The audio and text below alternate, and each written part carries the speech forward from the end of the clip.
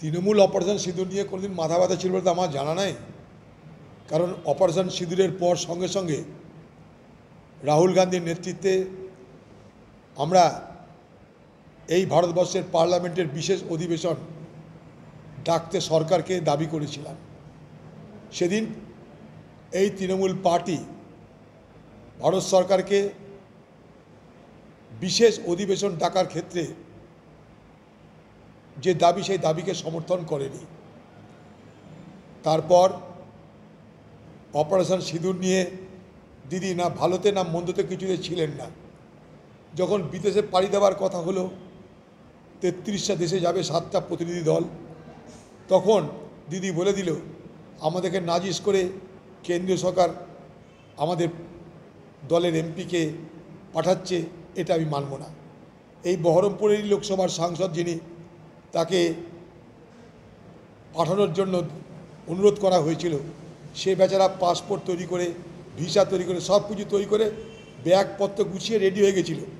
হঠাৎ দিদি গোসা করে বলল, না, আমার খোকাবাবু থাকতে আর কেউ যাবে না। তাই খোকাবাবু গেলেন।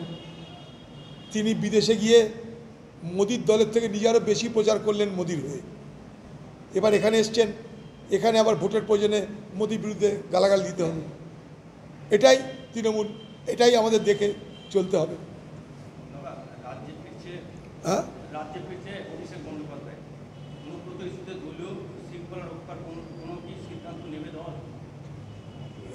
দেশে ফিরছে মানে কি বিশ্ব জয় করে ফিরছে নাকি?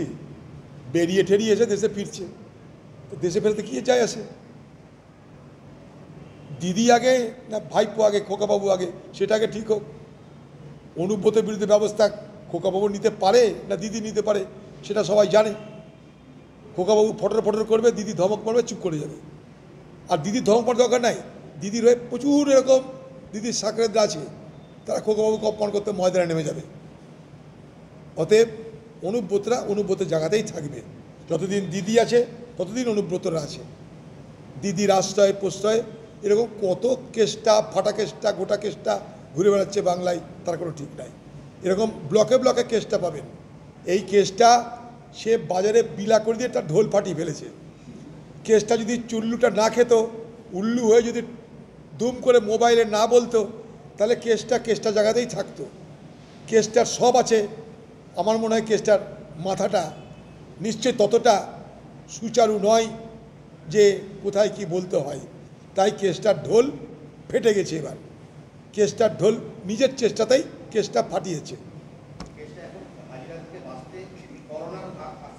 এখন কত কি হবে, কত জোকরামি। করোনার বদলে বলে দাও ভাই, আমাকে হাজির করো না, ঝামেলা মিটে গেল। আমি হাজির হব না, এটাই আমার করোনা। আমার করোনা, আমি হাজির হব না। আমাকে তোমরা হাজির করার জন্যে জোর জার করো না, আমার হয়েছে করোনা।